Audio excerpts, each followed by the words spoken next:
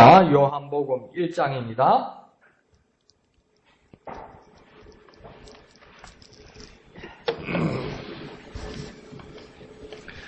요한복음 1장 1절에서 14절까지 생명의 삶 12월 24일분 1절부터 14절까지 다 같이 한 음성으로 읽겠습니다. 시작. 태초에 말씀이 계시니라. 이 말씀이 하나님과 함께 계셨으니 이 말씀은 곧 하나님이시니라. 그가 태초에 하나님과 함께 계셨고 만물이 그로 말미암아 지은 바 되었으니 지은 것이 하나도 그가 없이는 된 것이 없느니라. 그 안에 생명이 있었으니 이 생명은 사람들의 빛이라. 빛이 어두움에 빛이 돼 어둠이 깨닫지 못하더라. 하나님께로부터 보내심을 받은 사람이 있으니 그의 이름은 요한이라. 그가 증언하러 왔으니 곧 빛에 대하여 증언하고 모든 사람이 자기로 말미암아 믿게 하려 함이라. 그는 이 빛이 아니요 이 빛에 대하여 증언하러 온 자라. 참빛 곧 세상에 와서 각 사람에게 비추는 빛이 있었나니 그가 세상에 계셨으며 세상은 그로 말미암아 지은 바 되었으되 세상이 그를 알지 못하였고 자기 땅에 오매 자기 백성이 영접하지 아니하였으나 영접하는 자 곧 그 이름을 믿는 자들에게는 하나님의 자녀가 되는 권세를 주셨으니 이는 혈통으로나 육정으로나 사람의 뜻으로 나지 아니하고 오직 하나님께로부터 난 자들이니라. 말씀이 육신이 되어 우리 가운데 거하심에 우리가 그의 영광을 보니 아버지 독생자의 영광이요 은혜와 진리가 충만하더라. 아멘. 요한복음 1장은 우리가 많이 읽어서 알고 있는 내용들입니다. 그러나 그 내용들을 통해서 예수의 나심을 우리가 또 성탄을 준비하는 마음을 우리가 더 깊이 하기 위해서 이 말씀이 정해진 것만 같습니다. 1절에 보면 태초에 말씀이 계시니라 이렇게 말씀하고 있습니다. 놀랍게도 이 태초란 말을 요한은 쓰기를 즐겨 하는 것 같습니다. 요한복음 1장 1절에도 이렇게 나오고 요한 1서에서도 태초에 그 말씀에 관하여 이렇게 말을 하고 있습니다. 그러니까 요한의 관심은 태초와 말씀이라는 것에 관심이 참 많은 사람 같습니다. 그런데 이 태초란 말은 요한복음에서 먼저 시작된 말이 아니라 우리가 한글 성경을 보고 영어 성경을 봐도 태초란 말이 어디서 제일 먼저 시작되었습니까? 창세기에서 먼저 시작되었죠. 그래서 태초에 하나님이 천지를 창조하시니라 이렇게 말합니다. 그러니까 태초가 뭔지를 모르겠지만 뭔가 시작하는 것 같고 그 오래전인 것 같습니다. 큰 아주 먼, 아주 넓은 세계를 말하는 것만 같습니다. 그런데 창세기도 태초란 말을 쓰고 요한복음에 요한도 태초란 말을 쓰지만 같은 한글이고 같은 영어지만 조금 다른 뜻이 있는 것만 같습니다. 이 말씀만을 보아도 창세기 1장 1절에서 태초에 하나님이 천지를 창조하신다라고 말할 때는 가만히 보면 세상이 시작되는 것을 말할 때 태초라는 것을 말하는 겁니다. 더 쉽게 말하면 시작을 말하는 겁니다. 이 세상에 시작이 되었다는 것을 선언하는 것이 창세기 1장 1절에서 태초입니다. 그러니까 세상의 시작, 시간의 시작, 존재의 시작, 만물의 시작 이것들을 뭡니까? 이 태초라고 된 거예요. 그러니까 이전에 아무것도 없었는데 하나님께서 시작하셨다 했을 때 그것을 태초라고 썼던 것만 같습니다. 근데 요한복음의 태초는 비슷하면서도 좀 다른 것 같습니다. 뭐랍니까? 태초에 무엇이 있었다고 이야기합니까? 말씀이 있었다고 이야기해요. 그러니까 말씀은 천지 창조와 같이 있었습니까? 천지 창조 이전에 있었던 겁니까? 헷갈리죠. 말씀은 천지 창조 이전에 있었던 거죠. 근데 이 말씀이 언제 있었다고요?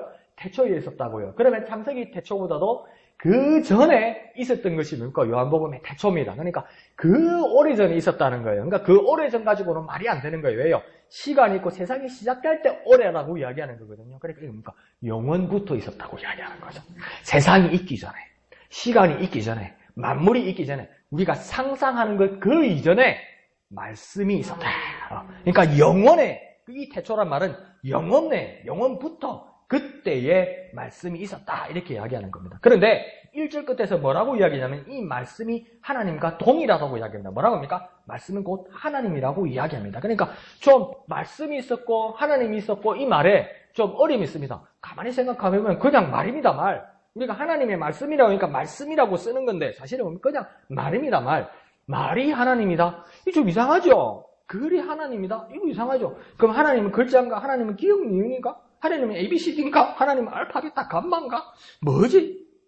아베 체대인가? 뭐지? 그 말씀, 우리가 알고 있는 언어, 문자 그 정도밖에 안 되는데 이 말씀이 하나님과 동일하다고 이야기합니다. 그러니까 다시 말하면 요한복음 1장 1절만 오늘 잘 정리하면 뭐냐면 영원부터 영원까지 말씀으로 계신 하나님을 이야기하는 겁니다. 그러니까 이게 알듯 하면서도 조금 멀리 가 있는 것 같고 그러면서도 멀리 할 수 없고 우리 마음에 막 이렇게 뭐랄까요? 막 그 갈망하는 이 소망하는 마음을 주신 것이 1장 1절이죠. 그러니까 다시 정리하면 뭐냐면 영원에서 영원까지 말씀으로 계신 하나님을 지금 말하는 거예요. 한번 해볼까요? 영원에서 영원까지 말씀으로 계신 하나님. 다시 한번 정리해볼게요. 영원에서 영원까지 말씀으로 계신 하나님. 1장 1절은 이걸 이렇게 정리한 겁니다. 그럼 2절을 다시 정리하면 뭡니까? 그가 태초에 하나님과 함께 계셨고래요. 이 그는 누구입니까? 말씀이에요. 이 말씀이 하나님과 함께 계셨는데 언제부터 있었다고 합니까? 태초에 있었다. 그러니까 뭡니까? 말씀은 영원부터 영원까지 있었다는 겁니다. 그러니까 이 세상에 끝이 나도 말씀은 그대로 있다는 겁니다.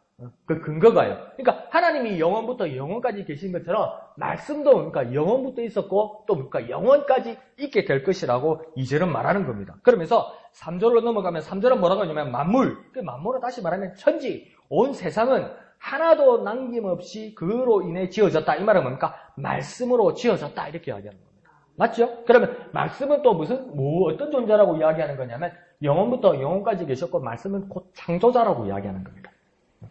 말씀이 창조자라는 것은 창세기를 우리가 보면 이해할 수 있죠. 하나님 무엇으로 천지를 창조하셨습니까? 말씀으로요. 말씀으로 창조하셨죠. 있으라 하니까 그들이 있게 되는 거잖아요. 그죠? 그러니까 그 말씀. 근데 오늘 3절에서 정리하는 건 뭐냐면 그 말씀이 창조자다. 이렇게 이야기하는 겁니다. 그러니까 말씀에 놀라운 능력이 있고 능력 그 이상이 있다는 겁니다. 자, 그러면서 또 4절은 뭐라고 합니까? 그 안에, 그는 무엇입니까? 이 말씀 안에 계속 말씀으로 끌고 가는 겁니다. 이 그라는 것. 이 그 안에, 이 말씀 안에 무엇이 있다고 합니까? 생명이 있다. 그러니까 말씀이면 기억력 댓글 읽으시고 우리가 책 가져오면 이 책 안에 그냥 책이고 글자고 우리가 읽는 글자고 말인 줄 알았는데 이 말 안에 생명이 있다고 이야기합니다. 우리가 알고 있는 말하고 좀 다른 것 같습니다. 우리가 아침에 일어나서 굿모닝, 잘 잤어요, 반가워요 이 말하고 좀 다른 것 같습니다. 이 말 안에는 지금 뭐가 있다고 이야기하냐면 생명이 있다. 그리고 생명이 있고 또 뭐라고 이야기합니까? 빛이다. 우리는 글을 보려면, 말을 보려면 물이 없으면 못 보는데 이 말씀 자체가 빛이다. 이렇게 이야기하고 있습니다. 그러니까 그 안에, 곧 말씀 안에 생명이 있고 또 그 말씀은 곧 빛이라고 이야기합니다. 그런데 5절을 보면 이 빛을 어둠이 깨닫지 못하는 것을 지금 말하고 있습니다. 그러니까 어둠이 빛을 깨닫지 못한다는 것은 다시 거꾸로 말하면 빛의 목적은 뭐냐면 일깨움을 준다는 거예요. 빛의 목적은 뭐냐면 그 말씀인 이 빛은 일깨움을 주는 것이고 깨달음을 주는 것이 그 목적이라고 이야기할 수 있는 겁니다. 그래서 이 말씀이 생명이고 빛이고 그라고 말하면서 의인화까지 하고 이런 이유가 어디 있을까요? 그러니까 지금 이 그라고 할 때 그는 사람이 아니에요. 우리가 막 넘겨 짚어가지고 막 예수 그리스도로 넘어가는데 지금 예수란 말이 안 나와요. 요한복음 1장에서요. 금방 안 나와요. 여기서 지금 우리 전반부에서 그 하는 것은 뭡니까? 말씀이에요. 지금까지 저가 여러분이 따라가는 겁니까? 그는 누구냐면 말씀이에요, 말씀. 그런데 그 말씀이 그라고 말하면서 의인화까지 만든다고요. 어떤 인격이 있고 사람 같고 막 이렇게까지 이야기한다고 이렇게까지 하는 이유가 무엇일까요? 그걸 사람처럼 또 말씀이 생명이 있고 그 안에 생명이 있고 빛이 되고 깨달음을 준다고 그렇게 말하는 것이 무엇 때문에 그럴까요? 그것은 다시 1절로 넘어가면 그 전제가 이미 되어 있습니다. 뭡니까? 말씀이 곧 하나님이기 때문입니다. 말씀이 곧 하나님이고 그 하나님이시기 때문에 그 하나님이 생명이 되시고 빛이 되시고 깨달음을 주신다는 겁니다. 그러면 이제 우리에게 큰 숙제가 하나 생기는 겁니다. 뭐냐면 말씀을 대할 때 하나님 만나듯이 해야 된다는 거죠. 말씀을 만나는데 하나님 만나는 것처럼 해야 된다는 거죠. 내가 말씀을 대할 때 하나님을 만나서 그 안에서 생명을 발견하고 말씀 안에 생명을 발견하고 그 말씀이 빛이 되고 그 말씀 때문에 깨달음이 일어나는 그 역사가 내게 일어나야 되고 그것을 내가 소망해야만 한다는 겁니다. 그러니까 이전 모습하고는 우리는 이제 달라져야 되는 거죠. 그 말씀이 영부터 계셨고, 그러니까 돈 몇천 원, 몇만 원 주니까 성경책 하나 사던데요. 교회 뒷자락 가면 빛이 된 성경이 있던데요. 이게 뭐예요? 근데 그 안에 하나님이 계시고, 그 말씀이 곧 하나님을 대하듯이 대할 수 있고, 그 말씀은 지금 내가 어디서 사서, 내가 어디서 빌려서 보는 말씀 정도가 아니라 영원 전부터 계셔서 영원까지 계실 말씀이라는 거죠. 그러니까 그 말씀을 대할 때, 똑같은 책을 대하는 것만 같이 맙니까? 하나님 대하듯이 대할 때 그 안에 생명이 있고 내게 빛이 되고 내게 깨달음이 된다는 겁니다. 그리고 그것 속에서 하나님을 만날 수 있다는 것입니다. 그러니까 말씀을 대할 때 하나님 만나듯이 해야 되는 겁니다. 한번 해볼까요?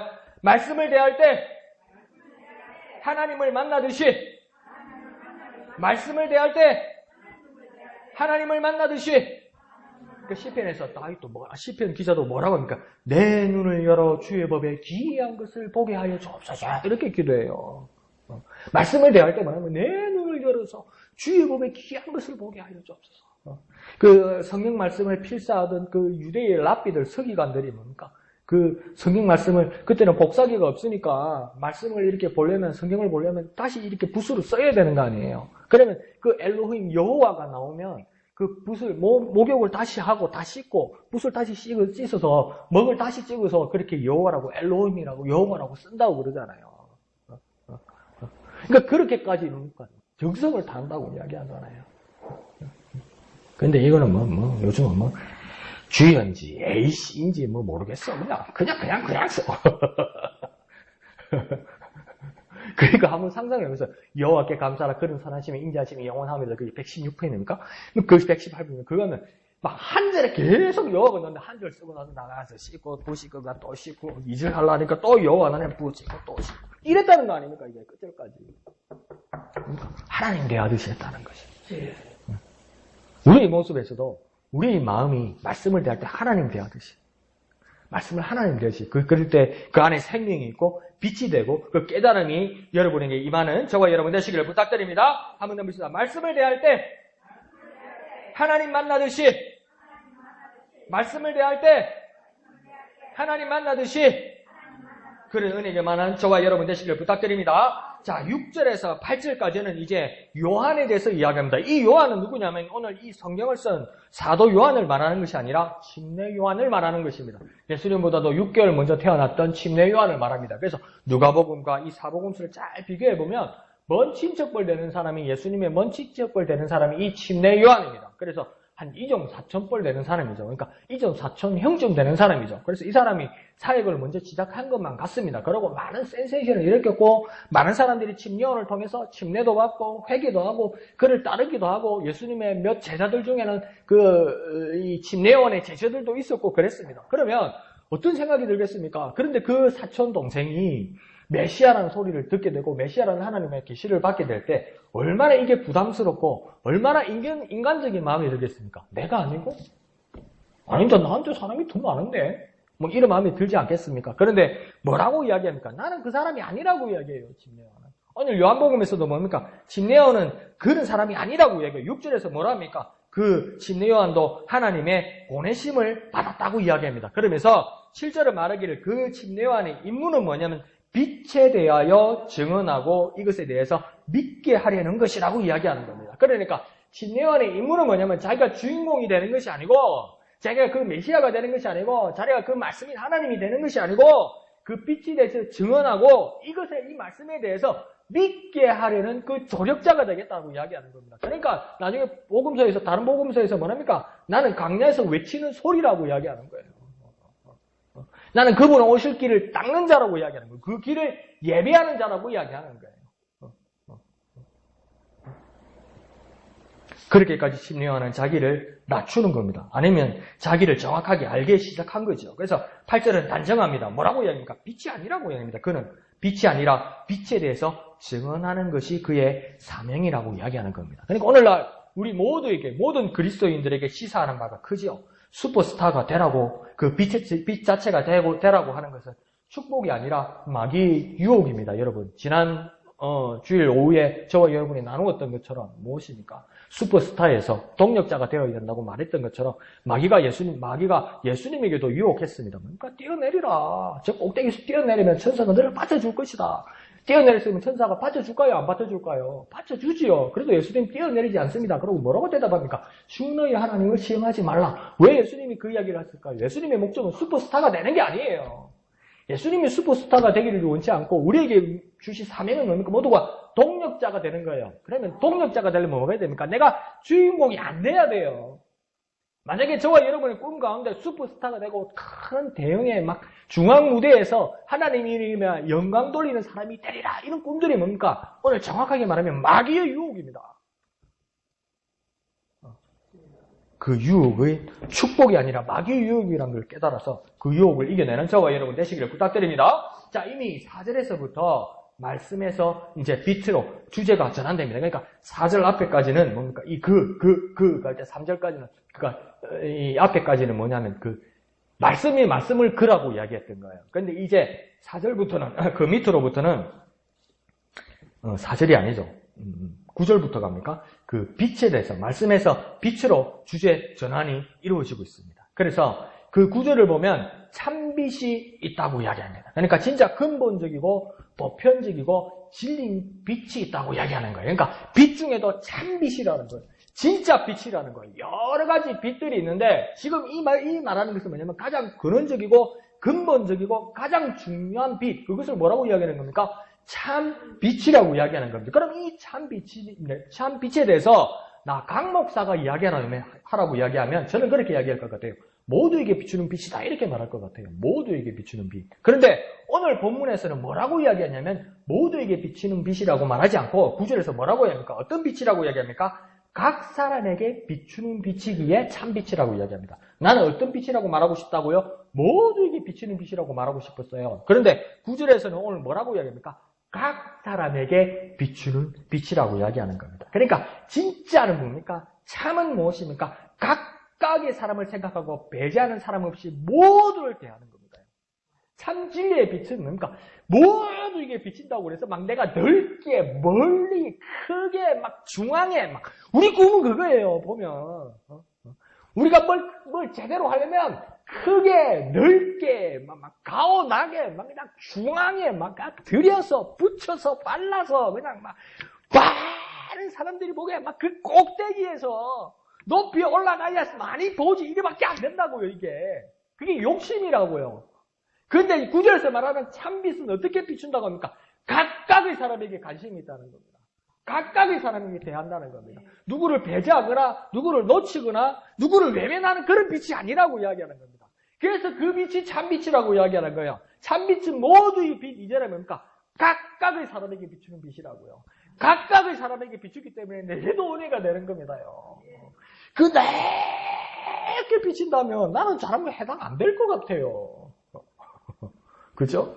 그러니까 저 큰 운동장에 큰 빛으로 비춘다면 나는 키도 작고 늦게 하고 멀리 있으면 나는 그 빛에 비치지 못할 것 같아요. 그러면 모두에게 비추는 빛은 되죠. 그렇지만 각 사람에게 비추는 빛은 안 된다고요. 그런데 그러니까 이 빛은 어떤 빛이냐면 참 빛으로서 각 사람에게 비추는 빛이라고 말씀하는 겁니다. 그러니까 참 빛은 무엇입니까? 각 사람에게 비추는 겁니다.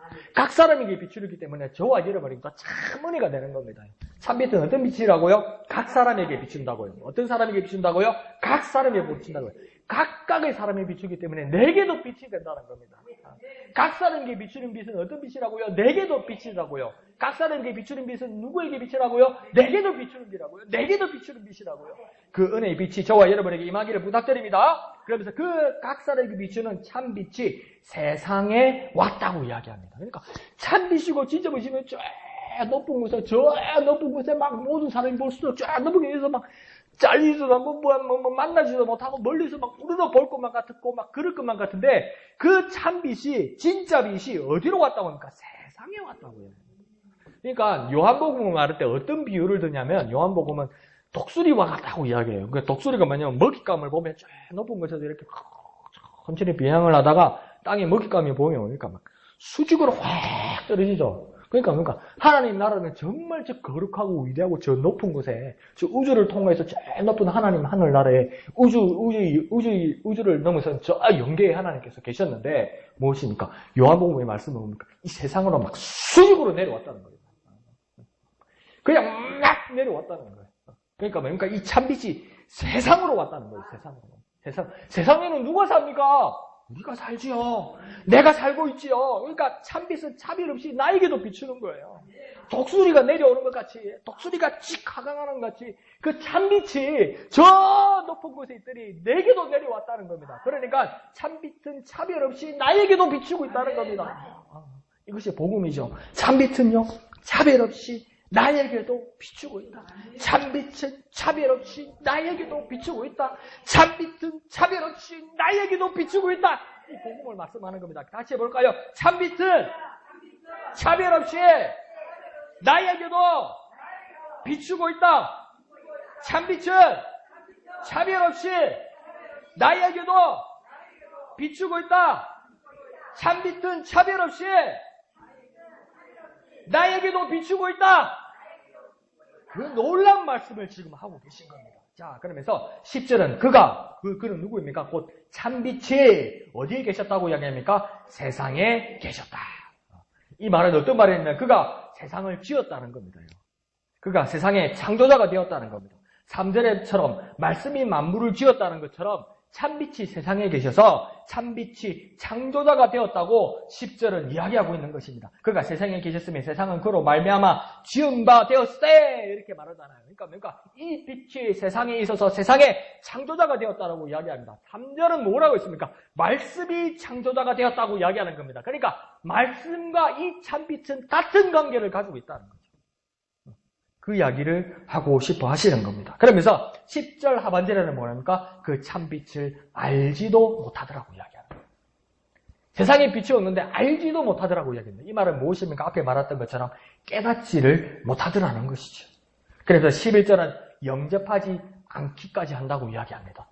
거부하고 배척했다는 거죠. 그런데 가만히 생각합시다. 참빛이 이 세상에 왔는데 내가 살고 있는 이 세상에 차별 없이 각 사람이 나에게 깨달음을 주시기 위해서 참빛이 나에게 비추었는데 뭡니까? 우리가 영접하지 않더라고 이야기하는데 이 말은 무엇입니까? 11절 상반절을 가만히 보면 우리가 배척하거나 거부하거나 영접하지 아니할 권리가 없습니다. 왜 그렇습니까? 자기 땅, 자기 백성이라고 이야기합니다. 11절에 보면 자기 땅에 오매 자기 백성이 영접하지 아니하더니 이러죠. 자기 땅이라고 해요. 이게 내가 살고 있다고 내 땅이 아니에요. 내 집이 아니에요. 그 재미있는 이야기가 있더라고요. 그 연예인, 남자 한 연예인이 한참 여학생들한테 인기가 많을 때, 그때 휴대폰도 없고 집에 전화만 있을 때, 이 여학생들이 매일 그 집에 전화를 오는 거예요. 낮이고 밤이고 관계없이. 처음에는 막 좋죠. 여학생들 팬들이 전화를 하니까 이 밤에 잠을 못 자네. 그러니까 부모님도 막 짜증이 나네. 그러니까 막 새벽에 전화가 오는 거예요. 여보세요. 그러니까 누구 오빠 집이죠? 이런 거예요. 그러니까 이제 그 연예인 남자 아버지가 받은 거예요. 여보세요. 그러니까 예, 여보세요. 할아버지가 여보세요. 그러니까 그게 누구 오빠 집이죠? 그러니까 그 할아버지가 뭐라는 줄 알아요? 내 집이다 이씨. 그러니까 여기도 뭡니까? 자기 땅, 자기 백성이라고 이야기하잖아요. 이게 뭡니까? 내가 살고 있다고 해서 이게 내 땅이고 이게 내 집이 아니고 그러니까 이 빛이 자기가 주인이라고요. 이 창조자인 빛과 이 말씀이 자기가 주인인데 하나님이 주인인데 우리가 거부할 권리가 없어요. 사실은 영접하지 아니할 권리가 없어요. 배척하고 거부할 권리가 없어요. 근데 배척하고 거부하더라는 겁니다. 근데 이 땅, 이 백성, 이 세상의 주인은 누구입니까? 참빛이라는 거예요. 사실은요. 근데 내 것처럼 착각하더라는 거죠. 그러나 12절을 보면 이 놀라운 일을 경험하는 사람이 생깁니다. 뭐라고 이야기하냐면 이 배척하고 거부하고 영접하지 않는 사람과 달리 12절을 보면 권세를 누리는 사람이 있더라는 겁니다. 권세가 어느 정도냐면 하나님의 자녀가 되는 권세를 누리는 사람이 있더라고 이야기하는 겁니다. 그러면 어떠한 사람이 하나님의 자녀가 되는 권세를 누린다고 이야기합니까? 영접하는 자가, 받아들이는 자가, 못 씌워드리는 자가 뭡니까? 하나님의 자녀가 되는 권세를 누리게 된다는 겁니다. 이 말씀, 이 참빛을 받아들이는 자가, 못 씌워드리는 자가, 그러니까 찾아오셨다는 거예요. 찾아오셔서 그냥 받아들이는 게 영접이라고요. 막 찾아와가지고 오세요, 내 우리 집에 이게 아니고요. 그러니까 찬송도 있지 않습니까? 주님 찾아오셨네. 뭡니까? 모시어드리세. 그러니까 모시어드린다는 게 뭡니까? 영접한다는 거 아닙니까? 그러니까 내가 주님을 끌고 왔습니까? 내가 주님을 꼬셨습니까? 아니요. 주님이 찾아오셨다고 이야기하잖아요. 문 앞에서 두드린다고 이야기하잖아요. 그러니까 뭔가 모시어드리는 게 뭡니까? 영접하라는 거라고요. 영접하는 거예요. 근데 이 영접만 되는데, 주님이 찾아오시길래 영접만 되는데, 바라만 드리는데, 그냥 들어오시는 길을 그냥 문만 열어드리는데 뭡니까? 하나님의 자녀가 되는 권세를 가지게 되더라는 겁니다. 그러니까 영접이 사실은 뭐냐면 그냥 그대로 받아들이는 거였고, 하나님이, 그분이 이 땅의 주인이라는 것을 인정하는 것이었다는 거죠. 그 일들이 일어난다고 이야기하고 있는 겁니다. 그래서 영접을 다른 말로 하면 또 무엇이라고 합니까? 그 다음 뭡니까? 곧 그 이름을 믿는 자라고 이야기하는 거예요. 우리가 그 이름은 잘 알고 있지만 본문을 따라 한번 생각해 봅시다. 그러면 영접은 믿음인데 받아들이는 것이고 곧 그 이름을 믿는 것인데 그 이름은 무엇이겠습니까? 9절과 11절을 보면 자기 땅, 자기 백성, 곧 빛의 이름을 말하는 겁니다.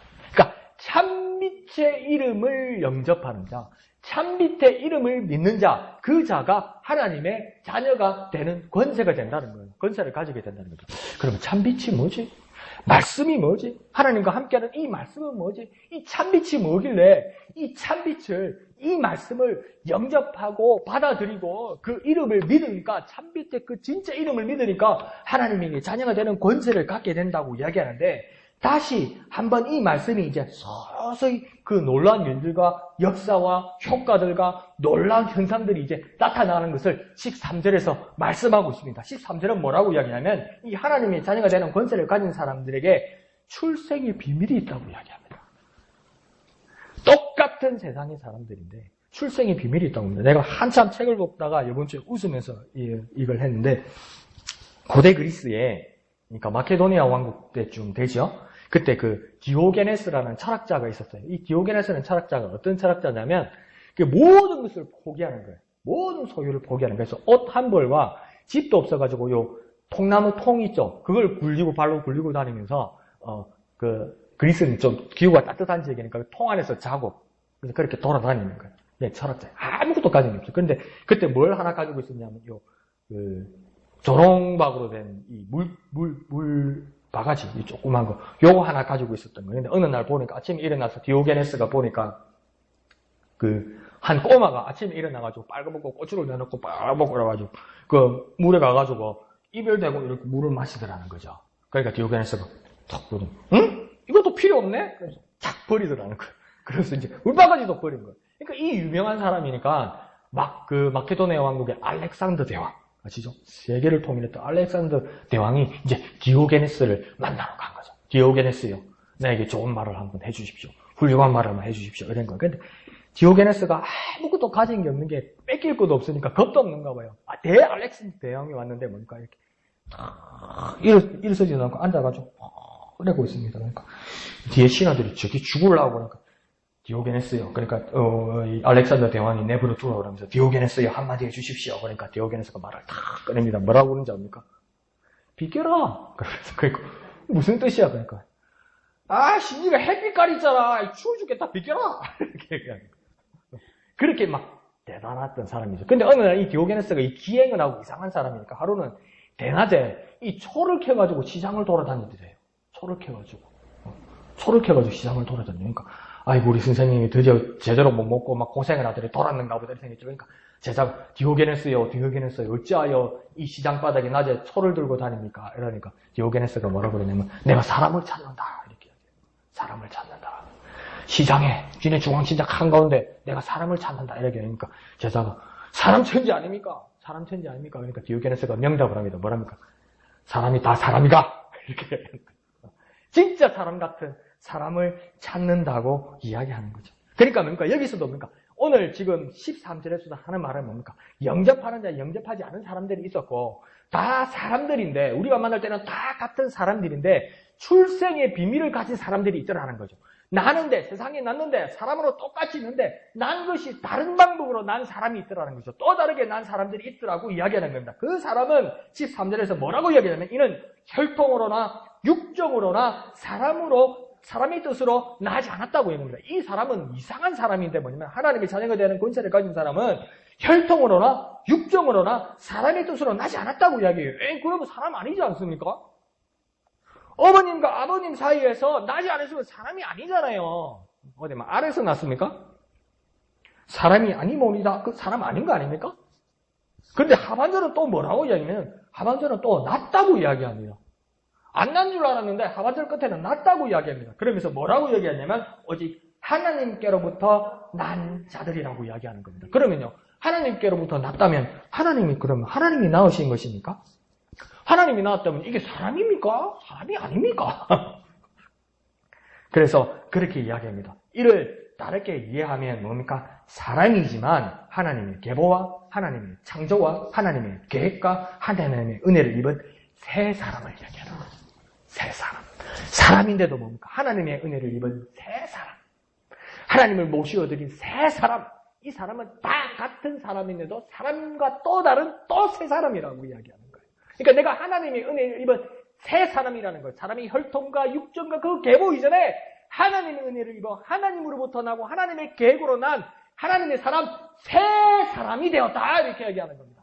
사람일지라도 새 사람이라고 이야기하는 겁니다. 하나님의 은혜로 난 새 사람이라고 이야기하는 겁니다. 그러니까 하나님의 은혜는 뭐냐면요. 새로 나게 한다는 거예요. 나았다는 거예요. 하나님이 나았다는 거예요. 그게 뭡니까? 새 사람이라는 거예요. 그냥 너 새 거 해줄게. 그냥 네가 하나님의 자녀 해줄게. 그냥 너 구원받는 걸로 해줄게. 이 정도가 아니고 상고의 고통 같은 나음으로 우리를 새 사람으로 낳았다는 거예요.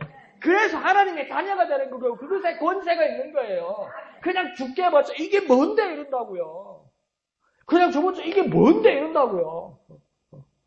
우리 어르신들은 안 가봤겠지만 패스트푸드점이나 커피점에 가면 어떤 데는 가면 뭡니까? 주문을 하면 뭐 이런 걸 이상한 이런 걸 하나 줘요. 그럼 이게 뭐냐면 내 주문한 커피가 나오면 진동이 빅빅 울려요. 그럼 칸토 가서 받아오면 돼요. 그러니까 아무 데나 앉아있다가 내 커피 나올 때 되면 진동이 칙칙 울려요. 그럼 이거 들고 와서 이거 주고 받아오면 돼요. 뭔지 아시죠? 우리 분들은. 그런데 아예 할아버지를 모시고 간 거예요. 할아버지 맛있는 커피 사다 드릴게요. 이러면서 간 거예요. 두고 손 주고 잠시 어디 간 거예요. 그러니까 할아버지가 있는데 진동이 칙칙 울리는 거예요. 진동이 울리면 뭡니까? 카운터에서 커피 받아가세요. 그 뜻이에요. 진동이 칙칙 울리는 할아버지가 여보세요. 이러서 하는 거예요. 모르니까. 그러다 보니까 사람이라도 뭡니까? 내가 하나님의 자녀라도 그냥 하나님이 너 하나님의 자녀 해줄게 이 정도가 아니고 뭡니까? 하나님께서 낳으셨다고요. 하나님께서 새 사람으로 낳으셨다고요. 하나님이 일하셨다고요.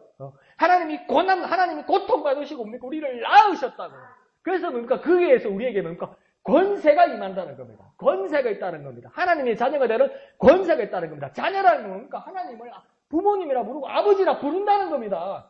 그러니까 하나님이 낳았다는 거죠. 그 권세를 깨닫게 된다는 겁니다. 왜요? 하나님이 낳으셨으니까. 그 놀라운 권세가 있다는 겁니다. 그러니 나는 어떤 사람입니까? 새 사람입니다. 하나님의 은혜로 난 새 사람입니다. 하나님의 은혜는 뭡니까? 공짜인데 그냥 쉽게 공짜가 아니고 이거 하나 사면 요거 그냥 떼어주는 그런 공짜가 아니고 정말 내가 돈 주고 살 수가 없어서 내 모든 걸 써도 가질 수 없어서 하나님이 그 공로로 주신 그게 은혜라고요. 그러니까 은혜가 너무 커서 은혜라고요. 은혜가 너무 커서 내가 거저받는 거라고요. 막 니도 받고 내도 받고 막 쉬운 거니까 막 길에 철철 흐르고 막 낮은 거니까 하나 주워오는 게 은혜가 아니고 정말 귀하고 큰 것이 은혜라고요. 그러니까 은혜가 날 낳은 거예요. 은혜가 날 새 사람으로 만든 거예요. 뭐요? 하나님의 은혜가 그러다는 겁니다. 한번 해볼까요? 나는 새 사람이다. 하나님의 은혜로 난 새 사람이다. 나는 새 사람이다. 하나님의 은혜로 난 새 사람이다. 이렇게 고백하는 저와 여러분 되시기를 부탁드립니다. 자, 그러면서 이제 14절에서는 절정에 이릅니다. 이 말씀, 이 생명, 이 빛의 정체가 더 구체적으로 나타나게 됩니다. 단계를 따라 제대로 보면요. 첫 번째 단계는 뭐냐면 이 말씀이, 이 빛이 뭐가 되냐면 육신이 된다고 이야기합니다. 그러니까 이 말씀이 그러니까 몸을 입게 된다고 이야기하는 거예요. 말씀이 몸을 입게 된다고 지금 이야기하는 겁니다. 이건 지금 놀라운 일이죠. 이건 막 있을 수 없는 일이죠. 이거 상상도 못했던 일이죠. 메시아를 기다리던 많은 유대인들도 뭡니까? 이게 막 의아스러운 일이죠. 하늘에서 그냥 막 직진에 내려오셔서 막 영계를 막 통솔하시고 막 그런 일들이 일어나야 되는데 이 말씀이 빛이 되시고 이 빛인 이 말씀이 육신이 되어서 몸이 되었다고 이야기하는 겁니다. 그리고 두 번째 단계는 뭐냐면 이 거룩한 말씀 육신이 우리 사람 세상 한가운데 거하더라는 겁니다. 이게 정말 거룩한 말씀이잖아요. 이게 육신이 되었잖아요. 그럴지라도 그러면 그 왕자에 있거나 보좌에 계시거나 감히 막 지성소에 계시거나 해서 감히 사람들이 손길이 닿지 못하고 감히 우러러 볼 수도 없는 그런 곳에 있어야 되는데 어디 있다고 합니까? 한가운데 거하게 된다고 이야기하는 겁니다. 우리와 같이 있게 된다는 거예요. 우리와 동거하게 된다는 거예요.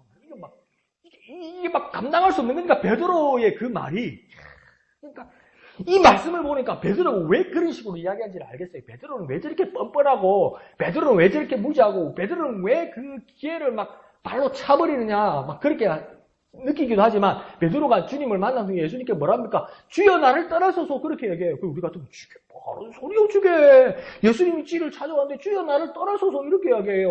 뭐야 이게? 그러면서 베드로가 보니까 나는 죄인으로서이다. 주여 나를 떠나소서 나는 죄인으로서이다. 주님을 만나니까 자기가 정말 거룩한 주님을 만나니까 자기가 정말 불의하고 정말 죄인으로서 주님께 가까이 갈 수 없다는 것을 깨달았다는 거 아니에요. 우리는 그냥 몰라 그냥 예수가 준다니까 뭐 없는 것보다 낫지 뭐 얻으면 이게 아니라고요 지금요. 근데 그 뭡니까? 그 말씀이 육신이 돼요. 우리 가운데 거하더라고요. 우리 가운데 오게 되더라고요. 이게 정말 감당 못할 은혜예요. 원래는 감당이 안 되는 거예요. 우리가 감당이 안 되는 걸 하나님께서 지금 밀고 들어오시는 거예요. 하나님 은혜가 지금 우리 감당 못할 은혜가 하나님 우리를 향하여 밀고 들어오시는 거예요. 베드로는 조금 감이라도 잡았어요. 주여 나를 떠나소서. 나는 죄인입니다. 주님 내게 오실 수 없습니다. 이렇게 얘기를 했어요. 근데 감당 못할 은혜가 하나님께서 밀고 들어오는 겁니다. 그러니 우리 세상이 그의 영광을 보게 됐다는 겁니다. 주님께서 우리에게 오시지 않으면 주님의 은혜가 우리에게 오시지 않으면 하나님께서 밀고 들어오지 않으면 우리가 어떻게 하나님의 영광을 봐요? 우리가 감히 어떻게 하나님이 어디 계신지 어떻게 알아요? 하나님의 영광, 하나님의 빛을 우리가 어떻게 봐요? 감히 못 보죠. 그런데 뭡니까? 주님께서 은혜로 우리에게 밀고 들어오셨기 때문에 무엇입니까? 육신을 입고 밀고 들어오셨기 때문에 우리 가운데 함께 하시고 거시기로 하였기 때문에 그 영광을 뭡니까? 우리가 보게 되었다는 거예요. 우리는 볼래도 볼 수 없어요. 그러니까 뭐랄까 많은 선들들이 보고자 해도 보지 못하였고 듣고자 해도 듣지 못하였지만 오늘 이 보고 듣는 자는 복이 있도다 이렇게 얘기하는 거예요. 내가 보려고 본 게 아니고 듣고도 들으려고 들은 게 아니라고요. 많은 선지자들이 많은 조상들이 많은 선배들이 보려고 그랬고 들으려고 그랬고 만나려고 그랬는데 안 만나지더라는 거 아니에요.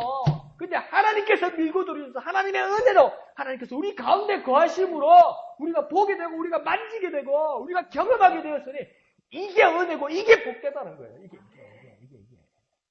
그 복의 한가운데 있으면서 나는 왜 복을 안 줍니까? 복주에서 지구는 주는데 왜 나는 안 줍니까? 뭔가 착각하고 있는 우리인지도 모릅니다.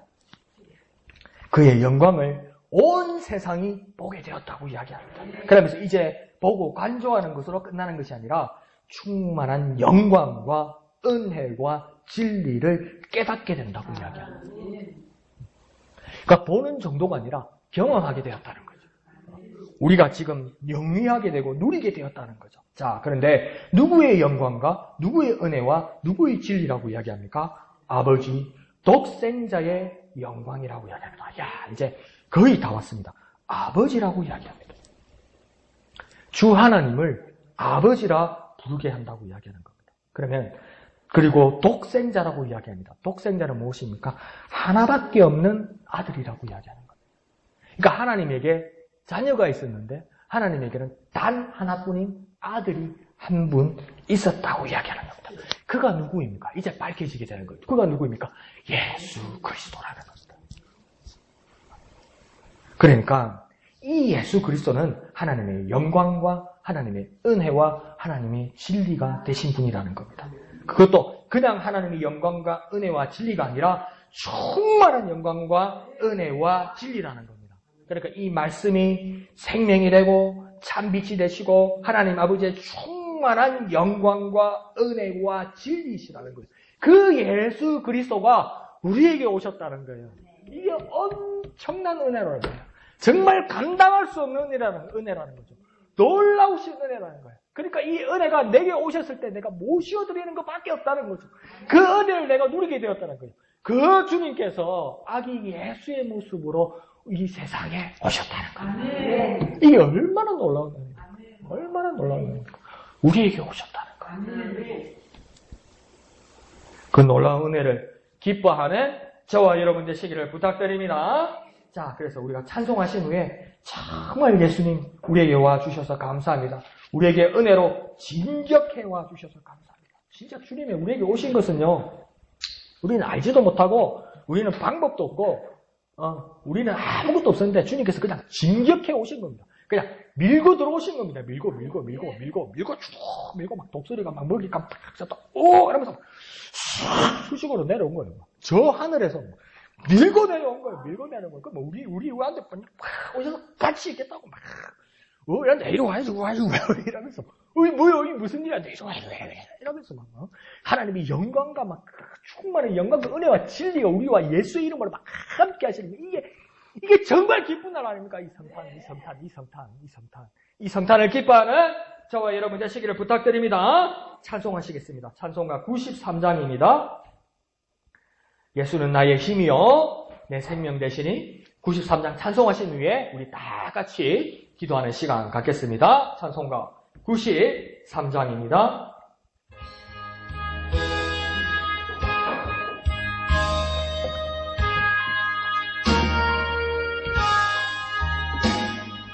예수는 나의 힘이요 내 생명 되시니 구주 예수 떠나 살면 죄 중에 빠지리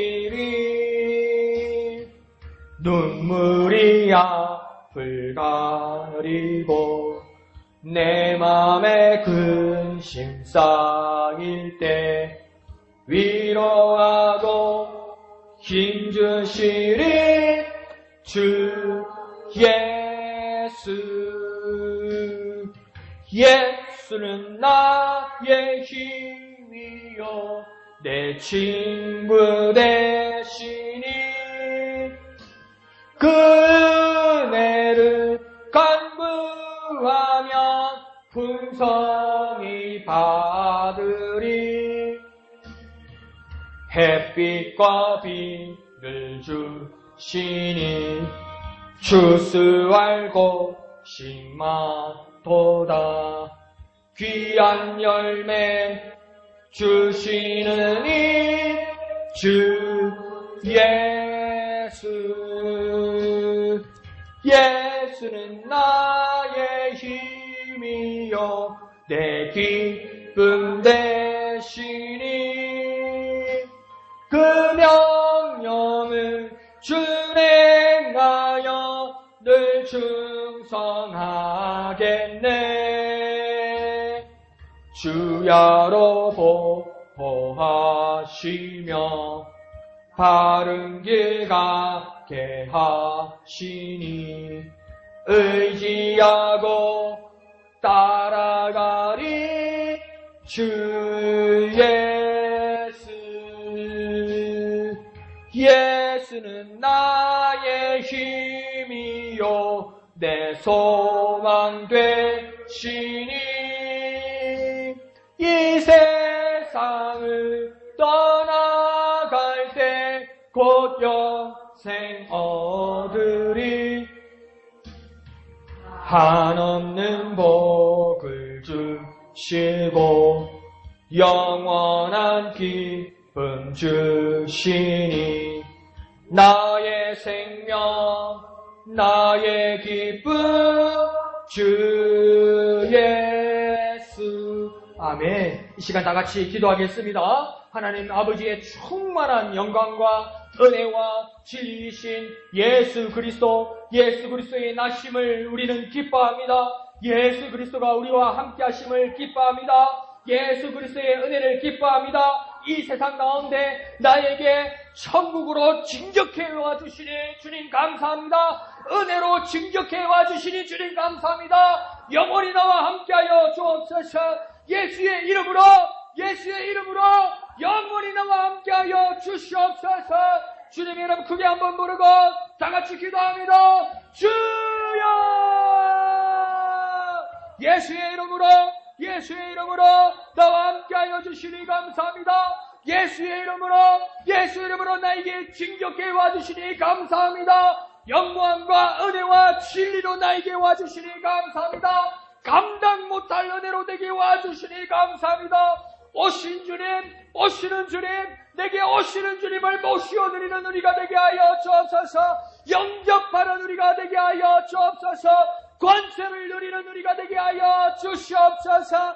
참 말씀이 되시고 빛이 되시고 능력이 되시는 주님, 생명 되시는 주님, 내게 오셔서 내게 은혜로 오셔서 내게 은혜로 진격해 오셔서 영원히 나와 함께하여 주시옵소서. 영원히 내와 함께하여 주시옵소서. 영원히 내게 역사하여 주시옵소서. 주님의 은혜를 사모합니다. 주님의 은혜를 사모합니다. 주님의 은혜를 사모합니다. 예수의 이름으로 함께하여 주시옵소서. 예수의 이름으로 영원히 함께하여 주시옵소서. 주님을 의지합니다. 주여 역사하여 주시옵소서. 1절만 합니다. 예수는 나의 힘이요. 예수는 나의 힘이요. 내 생명 되시니 구주 예수 떠나 살면 죄 중에 빠지리. 눈물이 앞을 가리고 내 맘에 근심 쌓일 때 위로하고 힘주실 이 주 예수. 거룩하신 아버지 하나님, 은혜를 감사드립니다.